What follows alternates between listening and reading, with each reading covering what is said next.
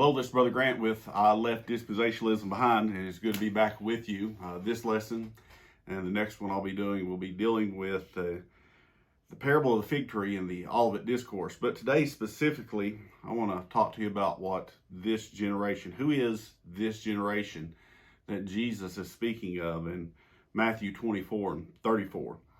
I'm going to back up and read just a little bit here, and then we'll try to put it in context, and I'll try to move fairly quick, but I think it's important that we address this. The Bible, Jesus says, "Now learn the parable of the fig tree.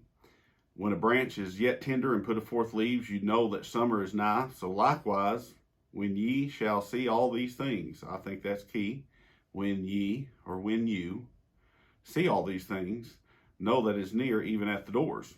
Verily I say unto you, this generation, is it a future generation? Is it the ones that were alive then? Who was it? This generation shall not pass till all these things be fulfilled. Heaven and earth shall pass away, but my word shall not pass away. What's interesting, many people read the parable of the fig tree, and especially coming from a dispensationalist background of 25 years, early on, I was taught by a lot of men that this referred to the nation of Israel, that the fig tree was always symbolic of the nation of Israel. Well, I want to say to you, if you'll go back in the Bible and look up fig tree, whatever, all the times in Strong's Exhaustive Concordance, I think it's around 40 times that it's mentioned. There's only two places that I honestly think that you could possibly say that the fig tree represents Israel, and then I would say it's pretty sketchy hermeneutics to do such a thing. But I'll give a little bit of leeway there. And one of them is Jeremiah 24, another one's Luke chapter 13, verses 6 through 9. But other than that, I'd say if there's anything that represents the nation of Israel, it's the vineyard, consistently throughout the Bible. And the reason they want to say this parable has to do with the nation of Israel, if you're a dispensationalist, because there must be this rebirth of the nation of Israel. So what was taught initially was that in that generation, within a generation, when Israel become a nation, within 40 years, then the Lord would have to come. So you had 88 reasons in 1988 the Lord would return. Yet he didn't return in the 40 years, so they said, well, generation can mean 50. So some people said 98, and some people said, well, maybe it's longer than that, and now it's went past 70 years. Now the argument's made, well, it's going to happen in our lifetime. A lot of people I know will still make the argument, since they were alive when Israel became a nation again in 1948, and that before everyone dies out who saw that the Lord will have to return in their lifetime. Now, I think that's ridiculous, and let me just say to you, not all dispensationalists believe that way. John MacArthur doesn't believe that way. I was influenced by, I believe his name was Milburn Cockrell, on his teaching of the Olivet Discourse. He certainly didn't believe that way, so there's some reasonable dispensationalists. But here's the issue we're dealing with. That generation, verily I say unto you, this generation shall not pass away. The issue I had is most people look at this passage and they throw this into the future, especially dispensationalists, and they say this is going to happen during the tribulation period, when they see all these wars and rumors of wars and heartaches and tribulations on the earth. Then that generation will not pass away until they won't pass away. The Lord will come in their lifetime. So they think that's allocated just right at the end. During the tribulation, that group of people will see it. But is that what that passage is talking about? And I think you have to ignore the context. I mean, Jesus in Matthew chapter number 24, and when he departed from the temple, his disciples came with him. They're showing him the building. They're talking about it. Jesus tells them not be one stone left upon another. And they are aghast at this. I mean, this is the very center of everything of Judaism and Israel, the temple. And this is, to them, this would be the most horrific thing that could possibly happen. And he sat upon the Mount of Olives. They came to him privately, and they said, tell us, when shall these things be? I just want to tell you something, that the driving point of the Olivet Discourse, the majority of it is about when these things shall be, when the temple will be destroyed. To ignore that, to ignore the immediate context. And he said, what shall be the sign of thy coming and the end of the world? in Mark and Luke and their accounts, when we read it synoptically, they don't add the end of the world, but they did want to know when his coming would be, and they did want to know when these things shall be, when the temple would be destroyed. So the main thrust is not necessarily about the coming of the Lord, though it is addressed. It's about when the temple will be destroyed and judgment upon the nation of Israel. Now, why would they be thinking such a thing? Well, the word generation in Matthew 24:34 says this generation. It doesn't say that generation. That's what many people are arguing. They're arguing it's that generation will be alive during the 7-year tribulation period. It'll be the people that see the temple rebuilt, the people who will see a peace treaty with the nation of Israel made with Antichrist. The Antichrist break the peace treaty 3.5 years in, and that it'll be that generation. They're arguing that Jesus was not talking to them, not talking to that generation that was alive then. Well, a couple things just initially just kind of slammed that to me, because he said, so when you shall see all these things, or when ye shall see all these things, know that it's near, even at the doors. And he's talking about imminency. It could happen soon. It could happen, it's on the verge of happening, but it may be a long time. We don't know, but it would be imminent.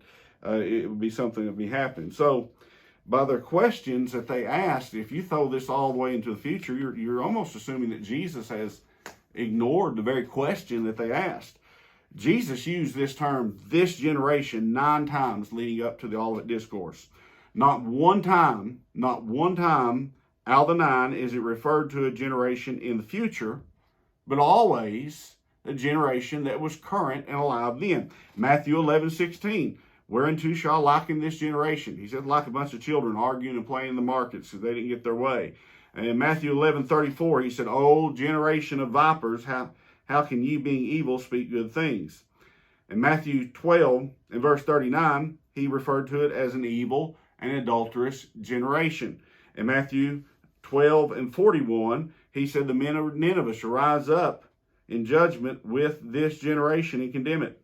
In verse 42 of the same chapter, he says the queen of the south shall rise up in judgment with this generation and condemn. So now let me see that in Matthew 16:14. Jesus said, a wicked and adulterous generation seeketh after a sign. Nobody looks at these passages and says he was referring to people way out into the future. That's ridiculous from the context and what was going on and who he's speaking to. I agree. It would be ridiculous.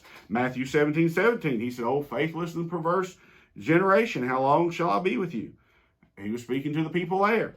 Matthew 23:33, he says, O you generation of vipers, how can you escape the damnation of hell? And I think it's important to look there, because leading into the Olivet Discourse, Jesus has just had some of the most heated exchanges with the Pharisees and the scribes. And in fact, he woe unto you blind guides, woe unto you Pharisees, scribes, hypocrites, and you're like whited sepulchres. I mean, he pulled no punches. He said, you're fools and you lead the blind. And I mean, he had no mercy in what he had to say. And in verse 33, he referred to them in Matthew 23 as serpents, generation of vipers. How can you escape the damnation of hell? He said how they had persecuted and they killed, they would kill those that come in his name, and that they had killed people in the past, and that all their sins was filled up to the measure, and it was getting ready to be brought upon them. In verse 36, verily I say unto you, all these things shall come upon this generation. Verse 37 is where he weeps over Jerusalem. In verse 38, he says, behold, your house is left you desolate. Now understand, all the times before Jesus spoke of my Father's house, it's a house of prayer. But now he says it's your house and it's left unto you desolate. Think about that. That's pretty strong language. Why? Because he's pronouncing judgment upon them, verse 36. And then we come to chapter number 24. Jesus tells them not one stone will be left upon another. Jesus says judgment is coming. And he tells the parable of the fig tree. And I'll deal with that. But I think he's just saying, you see a tree bloom, you know summer's around the corner. He's not speaking of Israel. We'll deal with that, because I believe it's Mark or Luke refers to in all the trees, not just the fig tree. So if the fig tree is Israel, who's all the other trees? Is all the other nations? It doesn't make sense. That's why it's important we read the gospel synoptically and understand them collectively together. To argue that the generation in Matthew 24:34 means something totally different than all the combined passages that Jesus used that phrase, this generation, to mean something entirely different, to mean it to be not that particular generation, but a future generation, is to use an argument that's called an argument of special pleading. Now, an argument of special pleading is to say that all the other uses of a word or a phrase that's used in the gospel, it may be used one way, but here it must mean something entirely different. Now, I want to say to you, 9 times, why would he change the meaning then? Why would he change the meaning then? This is not good hermeneutics. This is not good biblical interpretation. To say this generation shall not pass till all these things be fulfilled. I got news for you. He was referring to that generation. And Jesus pronounced judgment in Matthew 23. Matthew 24, he said, this generation, listen, he said, this generation shall not pass till all these things be fulfilled. What's he talking about? Well, this would be the generation that would see the Roman armies come and destroy Jerusalem. I mean, they would encamp, barricade them in, just as he said in the Gospel of Luke, and he'd lay every stone even. In 37 years from this point on, the Roman armies would come and utterly destroy. In fact, Josephus says there was 1 million. Some people think that number is heightened, but he said there was 1 million that was slain, another 100,000 carried away captive. It was a terrible, terrible time upon them. And a lot of people want to just ignore the passage and say this is all about an Antichrist, all in the future, and what he's going to do, and what's going to happen to the people in that day, and how he's going to bring abomination, desolation. Well, let me tell you, the temple has already been made desolate, right? It's already been made desolate since 70 AD. And try to tie this to the fig tree, to me, it's just plain sensationalism. Even as a dispensationalist 25 years, I couldn't go with that. But a lot of people want to use this to solidify and try to sound the alarm, try to get people saved by bringing fear. We need to be ready for the Lord's return, but the Lord's return should be a great comfort and a great hope for God's people, and it ought to be a warning to those that are lost. But this passage, I want to tell you, it's dealing with those people who are alive in that generation. When shall these things be? That means when shall the temple be destroyed? And when shall this terrible tribulation be upon the Jews? When will these things happen? In that generation. You see, they were to know that it was nigh. Yes, if the Lord's coming is, when they saw all these things, when they saw Jerusalem destroyed, they saw people persecuted, when people were scattered, false Christ, false messiahs, what they were to understand was that everything was in place that's happened. The fig trees bloomed. His return could be imminent. It might be soon, it might be later, but they needed to be ready. And that's the message today. We need to be ready for the Lord's return. God bless you, and you have a wonderful day.